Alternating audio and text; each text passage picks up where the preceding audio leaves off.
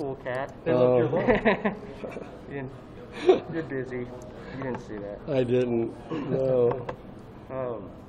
It seems like Adrian's playing at a really high level. What's sort of your, I guess, summary of how he's played the last few weeks since we talked to you last against, tough competition? I don't know. I don't even really notice. He probably doesn't notice either. The thing we notice is, coming up short.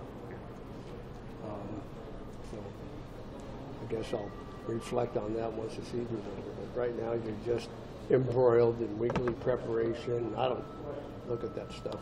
Just go from week to week, and there it is.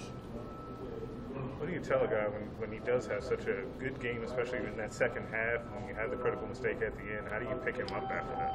I don't know. I've already forgot about it. How tough is Adrian? I mean, just to have to mentally go through a lot of the stuff he goes through and get back up and do it the next week. Oh, yeah, he's been a tough cat since he's been here, So that part of his profile, as you guys know, talking to him, is pretty intact. Yeah, so he's a battler, warrior, gets up. Just keep going, man. Is there anything different about the way the position's played when the clock's operating against you? Like when you're in a late game situation? Like what changes about the challenge of playing?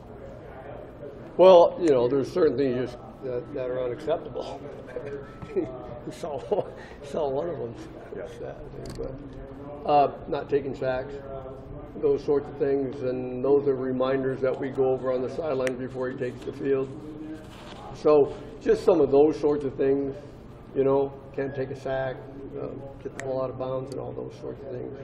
So it's a little bit different profile for you when you're in a 2-minute situation. Is that what you're asking? Yeah. Also, I mean, is it difficult from a mental perspective to play fast, know you're up against the clock, and then also not rush? Exactly. Be quick, but don't hurry, right? Yeah. What was it, a couple weeks ago when Brett Favre was playing the Niners, but they had 32 seconds? It was just like 3 passes, field goal, and they end up winning the game.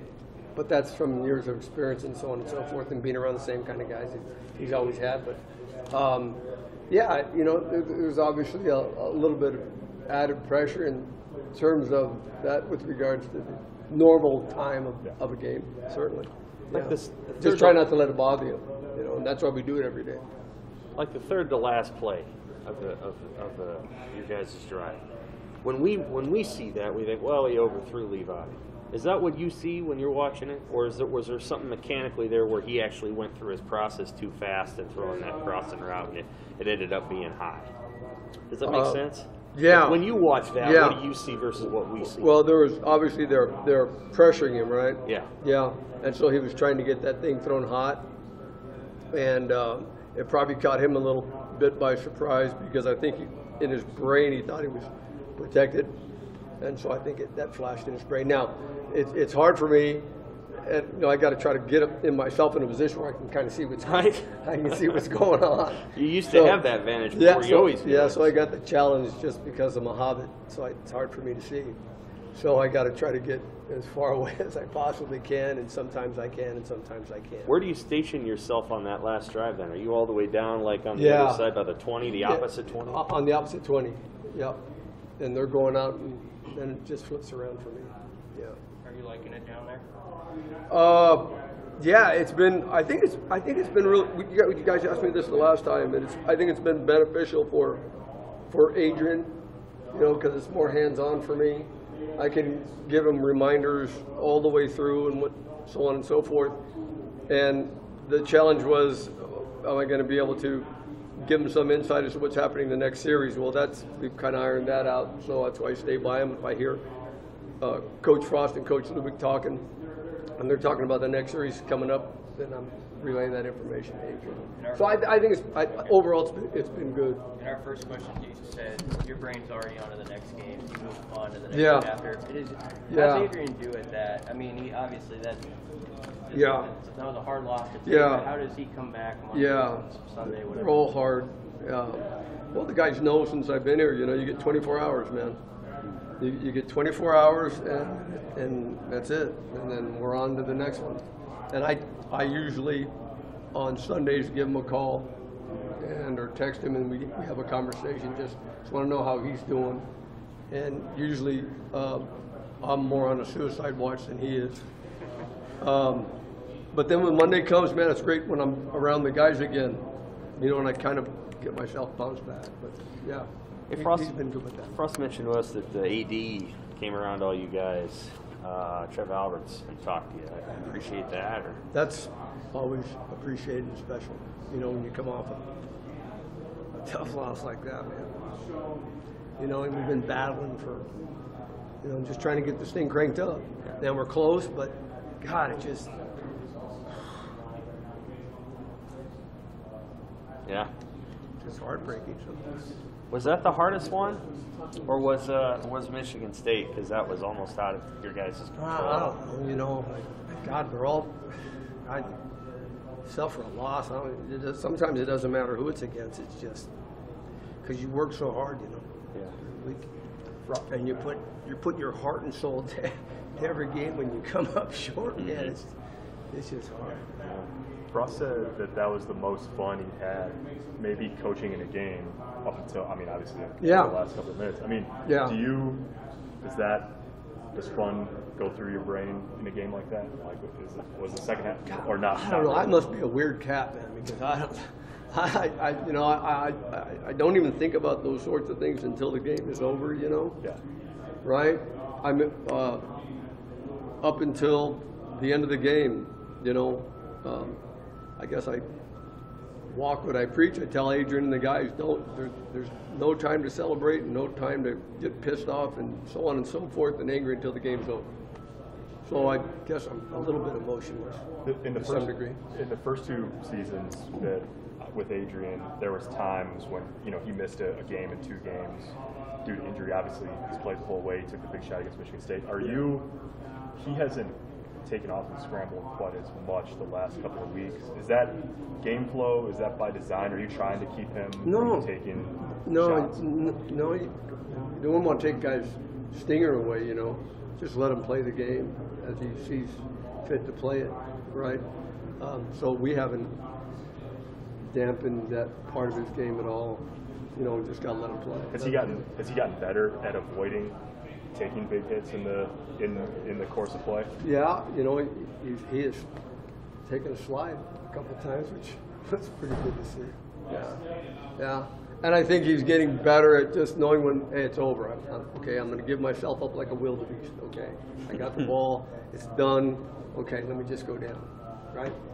So. Hey, Mario, you've been able to get Masker and some others. Yeah, I'm curious, was Harburg at all like on deck against Northwestern or any of these games? Have you been trying to work him into, or is it hard to get a 4th guy in? Period. Well, he gets his reps at practice, and it just ended the way it ended with regards to the game against Northwestern with Matty getting some reps. But no, it's been fun coaching those young guys. You know. With that 4-game rule, though, is it kind of a tough rope to walk? Or like you'd love to get some of these guys in, but Masker's been here 4 years, and you want to get him in. And I mean, how do you manage that? Well, Coach Frost is pretty mindful of that, so we'll talk about that before game and whatever, and see what might be unfolding. Let's say, for example, and we'll have an idea who's going to play and who's going to step up and who's not. How's Harburg doing? Good, man. He's a character. He got a gun now. He's athletic. He's doing really well. Yeah.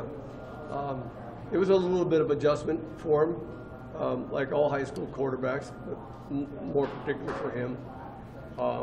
But he's adjusted really well. He really has. The last couple of weeks he's been doing really well. Is that, when you say he's got a gun, I mean, how far can he throw the ball?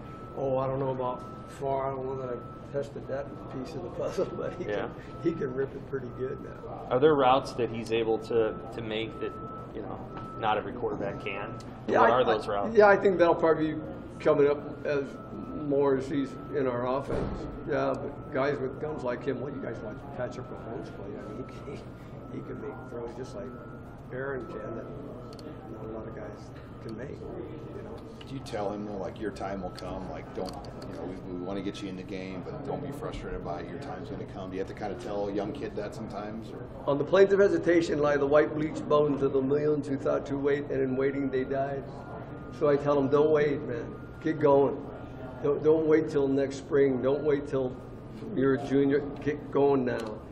And he appreciates that, and I guess I'm hard on him a little bit, But to get the mental part, at least with regards to the playbook, lined up with the strength of his arm and his athleticism. Yeah. So I think he's taking that. Hey Mario, how do you look for ways to be innovative in incorporating work for Adrian in the 2-minute offense, or even like the 1-minute offense when you get in a spot with no timeouts? Is that more film meeting, or is it more on the practice field?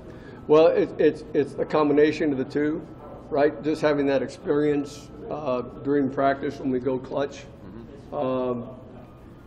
rehearsing those situations live, right? And then correcting those mistakes that he might make, or any quarterback might make in that period, right? And then combining that with what you've gained from film analysis about what their sort of approach is to the 2-minute drill. And is there a difference between how they handle 2 minutes before the half's over, and is there a difference between how they handle it in the game? And then piecing all of that together and have an understanding of the patterns that Coach Lubes and Frosty want to execute, and see how that template matches up with their defensive approach. Have you seen a difference in the execution when you guys go 2 minutes? It's not the end of a half or the end of a game versus when it is? Yeah. From a defensive standpoint, it just depends on their approach, And, the more mature a team that you have on the offensive side of the ball, across the board, offensive line, running backs, so on and so forth, my experience has been typically the smoother that your 2-minute drill will operate. For